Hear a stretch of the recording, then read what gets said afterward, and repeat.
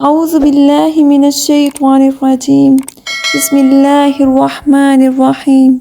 السلام علیکم ورحمۃ اللہ وبرکاتہ۔ آج کا ہمارا ٹاپک ہے ہماری دعائیں قبول کیوں نہیں ہوتی۔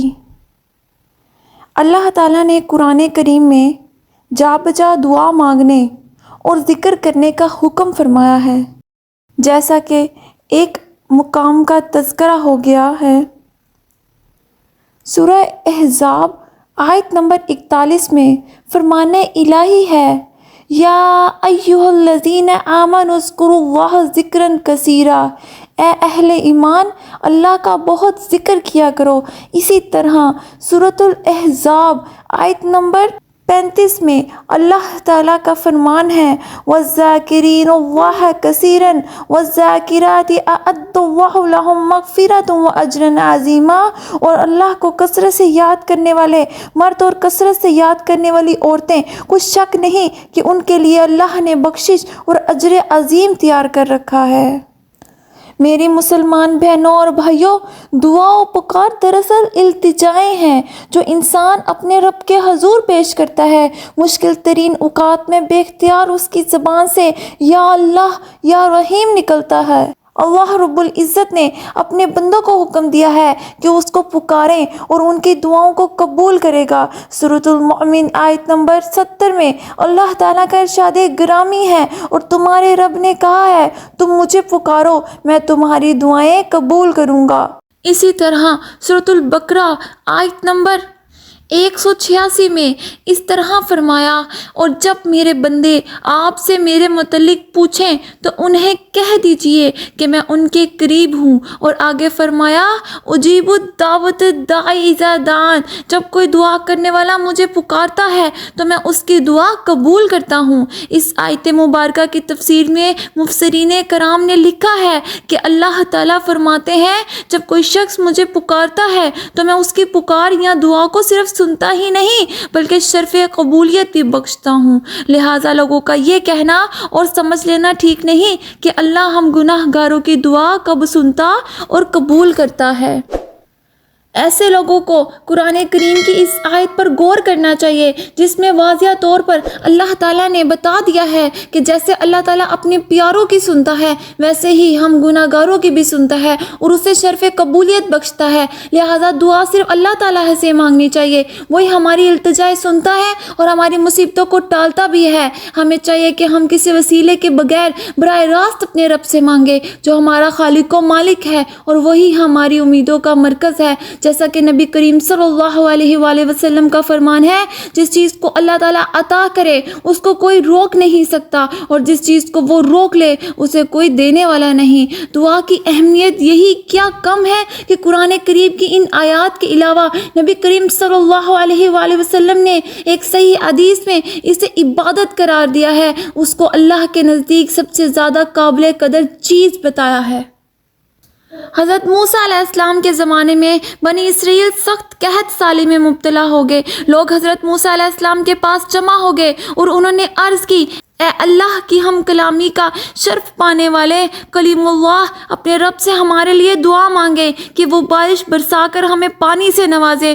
حضرت موسیٰ علیہ السلام نے ان لوگوں کے ساتھ اٹھ کھڑے ہوئے اور ایک صحرا کی طرف نکل گئے۔ اس وقت وہاں ان کی تعداد 70,000 یا اس سے بھی زیادہ تھی۔ وہ سب اللہ کے حضور اکٹھے ہو گئے اور دعائیں مانگنے لگے، جبکہ وہ بالکل بے امید ہو چکے تھے، بھوکے اور پیاسے بھی تھے۔ حضرت موسیٰ علیہ السلام کلیم اللہ نے بھی یوں دعا مانگنا شروع کیا، یا الہی ہمیں بارش عطا فرما، ہم پر اپنی رحمتیں نازل کر، اور شیر خوار بچوں، بے زبان جانوروں اور خمیدہ کمر بھوروں کی بدولت ہم پر رحم فرما۔ آسمان سے پانی کی بوند تک نہ گری بلکہ الٹی قحط سالی بڑھی اور سورج کی تمازات اور حرارت میں شدت آ گئی۔ حضرت موسیٰ علیہ السلام نے پھر دعا مانگی کہ اللہ ہمیں باران رحمت سے نواز۔ اللہ تعالیٰ نے جواب دیا، تو میں بارشوں سے کیوں نوازوں جبکہ تمہارے مابین ایک شخص وہ ہے جو 40 برس سے گناہوں میں مبتلا مجھے کھلا چیلنج کر رہا ہے۔ لوگوں میں اعلان کرے کہ وہ شخص تمہارے مابین سے باہر نکل جائے، کیونکہ اسی کے سبب میں نے تم سے بارشیں روک رکھی ہیں۔ حضرت موسیٰ علیہ السلام السلام نے اپنی قوم میں اعلان کرتے ہوئے فرمایا، اے نافرمان شخص جو 40 سالوں سے اللہ کی معصیت و نافرمانی کر کے اسے چیلنج کر رہا ہے، ہمارے مابین سے اٹھ کر نکل جاؤ، صرف تیری وجہ سے ہم سے بارشیں روک دی گئی ہیں۔ اس نافرمان بندے نے اپنے دائیں بائیں دیکھا مگر کسی کو اس اجتماع سے باہر جاتے نہ پایا۔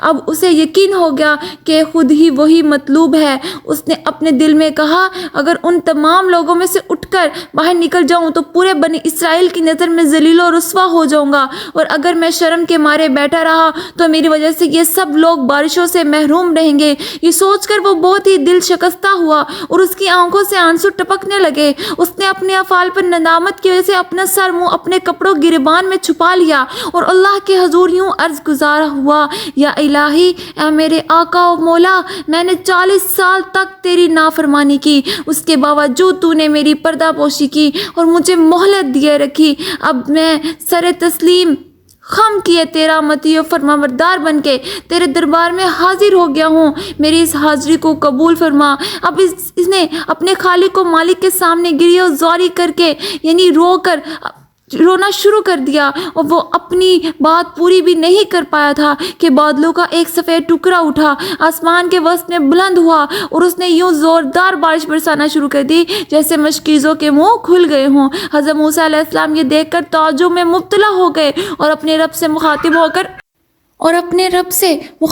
کر کہنے لگے، اے اللہ، تو نے ہمیں بارش عطا فرما دی ہے جبکہ ہمارے درمیان سے کوئی بھی آدمی اٹھ کر باہر نہیں گیا۔ اللہ تعالیٰ نے فرمایا، اے موسیٰ، میں نے اسی شخص کے اشک ہائے ندامت کی بدولت یعنی اس کے آنسو بہائے جو اس نے اس کی بدولت آپ کو بارش عطا کی ہے، جس کی نافرمانیوں کے سبب ہم نے بارش روک رکھی تھی۔ حضرت موسیٰ علیہ السلام نے عرض کی، یا الہی، وہ مطیع و فرمانبردار بندہ مجھے بھی دکھلا دے۔ اللہ تعالیٰ نے فرمایا، اے موسیٰ علیہ السلام، میں نے اپنے اس بندے کو اس وقت بھی ذلیل و رسوا نہیں کیا تھا جبکہ وہ میری نافرمانی کیا کرتا تھا، کیا میں اسے لوگوں کے سامنے اب رسوا کر دوں جبکہ وہ میرا مطیع و فرمانبردار بن کر میرے سامنے سر تسلیم خم کر چکا ہے؟ سبحان اللہ۔ اس واقعے سے آپ خوب اندازہ کر سکتے ہیں کہ ہمارا رب ہمارے لیے کتنا رحیم اور کریم ہے۔ اس بات کا بھی پتہ چلتا ہے کہ نیچی آواز سے اپنے رب کو یاد کرنے کے بجائے اپنے دل میں عاجزی اور خوف کے ساتھ اور آواز کے بغیر صبح و شام اپنے رب کو یاد کرنا زیادہ بہتر ہے۔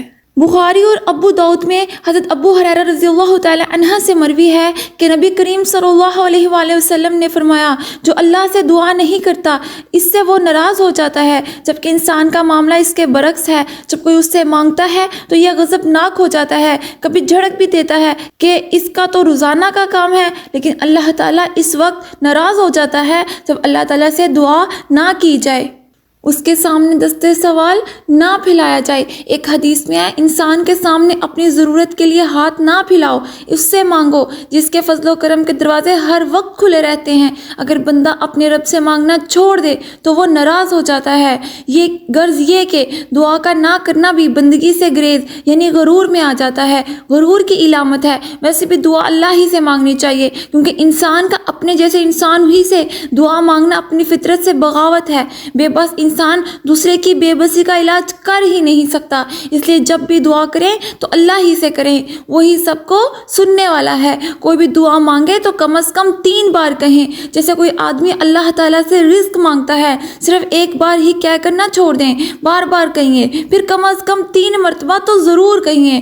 جیسے اگر کوئی انسان اللہ تعالیٰ سے رزق مانگتا ہے تو وہ ایسے بولے، اے اللہ مجھے رزق عطا فرما، اے اللہ مجھے رزق عطا فرما، اے اللہ مجھے رزق عطا فرما، اے اللہ مجھے بخش دے، اے اللہ مجھے بخش دے، اے اللہ مجھے بخش دے۔ حضرت عائشہ رضی اللہ تعالیٰ عنہ فرماتی ہیں کہ نبی اکرم صلی اللہ علیہ وآلہ وسلم جب بھی کوئی دعا کرتے تو اسے 3 مرتبہ دہراتے۔ جنت اور مغفرت کی طلب کریں تو بھی اسی طریقے سے کریں۔ حضرت عائشہ کائنات صدیقہ کائنات رضی اللہ تعالی عنہ فرماتی ہیں کہ جب بھی تم میں سے کوئی شخص اللہ تعالیٰ سے سوال کرے تو اسے چاہیے کہ بڑی بڑی چیزوں کا سوال کرے، کیونکہ وہ اپنے رب کریم سے سوال کرتا ہے جو ہر چیز پر قادر ہے۔ اگر آپ نبی صلی اللہ علیہ وآلہ وسلم کے صبح و شام کے معمولات کا جائزہ لیں تو معلوم ہوتا ہے کہ ہر مرحلے میں نبی کریم صلی اللہ علیہ وآلہ وسلم نے اپنے رب سے دعا مانگی۔ ان دعاؤں میں یا تو آپ صلی اللہ علیہ وسلم نے اپنے رب سے دنیا اور آخرت کی بھلائیاں طلب کی، یا نقصان دہ امور سے اس کی پناہ مانگی، یا اس کی تسبیح و تعریف اور اس کا شکر ادا کیا، اور پھر اپنے صحابہ کرام رضی اللہ تعالی عنہ کو بھی اپنے رب سے تعلق پیدا کرنے کا حکم دیا، انہیں کثرت سے دعائیں مانگنے کی تلقین کی۔ لہٰذا ہر مسلمان کو چاہیے کہ جب بھی اپنی کسی ضرورت و حاجت کے لیے دعا کرے تو اپنے خالق و مالک کے سامنے التجا کرے اور مصنون الفاظ سے دعا کرے جو قرآن و حدیث سے ثابت ہے۔ من گھڑت، مناجات اور موضوع اور وظائف سے بچے۔ ہر انسان کو روزمرہ زندگی میں پیش آنے والی جتنی بھی ضروریات و حاجات ہیں، جب ان کے متعلق زبان رسالت مآب سے نکلی ہوئی بے شمار دعائیں موجود ہیں اور صحیح حدیث سے ثابت ہیں، تو پھر ادھر کی دعائیں پڑھنے کی کیا ضرورت رہ جاتی ہے؟ اللہ تعالیٰ ہر دعا قبول کرتا ہے، لیکن جس میں کسی کی حق تلفی ہو، قطع تعلقی ہوتی ہے، ایسی دعائیں بارگاہ الہی میں قبولیت سے ہمکنار نہیں ہوتی۔ حدیث رسول صلی اللہ علیہ وآلہ وسلم ہے، بندے کی دعا اگر گناہ یا قطع رحمی پر مشتمل نہ ہو تو وہ دعا قبول کی جاتی ہے، کیونکہ مومن کی زبان سے نکلی ہوئی دعا کبھی بیکار نہیں جاتی۔ یا تو اس کی دعا کو اسی وقت قبول کر لیا جاتا ہے، یا پھر اس کی آخرت کے لیے اسے ذخیرہ کر لیا جاتا ہے، یا پھر اس پر آنے والی مصیبت کو اس سے دور کر دیا جاتا ہے۔ نبی کریم صلی اللہ علیہ وآلہ وسلم نے فرمایا، ان تین باتوں میں سے ایک ضرور پوری کر دی جاتی ہے۔ اگر آپ مسلسل اللہ سے دعا فریاد کر رہے ہیں لیکن اس کا کوئی نتیجہ نہیں نکل رہا اور دعا جلدی قبول نہیں ہو رہی تو بے صبری اور بے قراری کا مظاہرہ کرتے ہوئے دعا کو ترک نہ کریں، بلکہ دعا کو مسلسل جاری رکھیں۔ یوں سمجھیں کہ جب تک کھانا اچھی طرح پک کر تیار نہ ہو جائے، ماں اپنے بچوں کو کھانا نہیں دیتی، کیونکہ وہ ماں ہے اور وہ جانتی ہے کون سا وقت بچوں کو کھانا دینے کے لیے مناسب و بہتر ہے اور کون سا نہیں ہے۔ لیکن بچہ اپنی نادانی کی وجہ سے روتا اور ضد کرتا ہے، کیونکہ وہ دیر کی مصلحت کو نہیں سمجھتا۔ ایسے ہی انسان بہت سی دعاؤں کو اپنے لیے بہتر و مفید سمجھ کر مانگتا ہے، لیکن ہو سکتا ہے اس کے لیے وہ نفع آور نہ ہو، بلکہ اس کے لیے وہ سب نقصان کی چیزیں ہوں، کیونکہ اللہ خوب جانتا ہے کہ اس کی دعا کیوں نہیں کی گئی، اس کی دعا قبول کیوں نہیں کی گئی۔ اسی وجہ سے بے صبری کا مظاہرہ کرتے ہوئے دعاؤں کو ترک نہیں کرنا چاہیے، صبر سے کام لیں، بے صبری کا دامن نہ چھوڑیں، اور جو بھی دعا کریں آخر میں آمین ضرور کہیں، کیونکہ نبی کریم صلی اللہ علیہ وآلہ وسلم آمین کہا کرتے تھے۔ اگر کسی شخص سے کوئی گناہ سرزد ہو گیا ہو اور اب وہ توبہ کرنا چاہتا ہے تو وہ سب سے پہلے اچھی طرح وضو کرے، پھر کھڑا ہو کر 2 رکعت نماز پڑھے، اللہ تعالیٰ سے معافی مانگے تو اللہ تعالیٰ اسے معاف کر دیتا ہے، اور اللہ تعالیٰ سے حسن ظن رکھنا چاہیے۔ حضرت انس بیان کرتے ہیں کہ میں نے رسول اللہ صلی اللہ علیہ وآلہ وسلم سے سنا، آپ وسلم فرما رہے تھے، اللہ تعالیٰ فرماتا ہے، ابن آدم جب تم نے مجھے پکارا اور اچھی امیدیں مجھ سے وابستہ رکھیں تو تیرے اعمال خواہ کیسے ہی ہوں میں تجھے معاف کر دوں گا، مجھے اس کی کوئی پرواہ نہیں ہوگی۔ تیرے گناہ آسمانوں کے کناروں تک پہنچ جائیں تو بھی میں تجھے معاف کر دوں گا اگر تم نے میرے ساتھ کوئی شرک نہ کیا ہوگا۔ لیکن شرط یہ ہے کہ توبہ خالص ہو، اور خالص توبہ یہ ہے کہ جس گناہ سے توبہ کر رہا ہے پہلے فوراً اسے ترک کر دے، اسے چھوڑ دے، اس پر سخت ندامت کا اظہار کرے اور آئندہ اسے نہ کرنے کا پختہ ارادہ کرے۔ اگر اس گناہ کا تعلق کسی بندے کے حقوق سے ہے تو بندے ہی اسے معاف کریں گے۔ اگر یہ صدقے دل یعنی سچے دل سے اللہ سے اور اس کے بندے سے معافی مانگے تو اللہ تعالیٰ غفور رحیم ہے، اللہ تعالیٰ کی رحمت وسیع ہے جو اس کے غضب پر سبقت لے جاتی ہے۔ حضرت ابو ہریرہ رضی اللہ تعالیٰ عنہ نے بیان کیا کہ رسول اللہ صلی اللہ علیہ وآلہ وسلم نے فرمایا، جب اللہ تعالیٰ مخلوق کو پیدا کر چکا تو اپنی کتاب یعنی لوح محفوظ میں جو اس کے پاس عرش پر موجود ہے اس نے لکھا کہ میری رحمت میرے غضب پر غالب ہے۔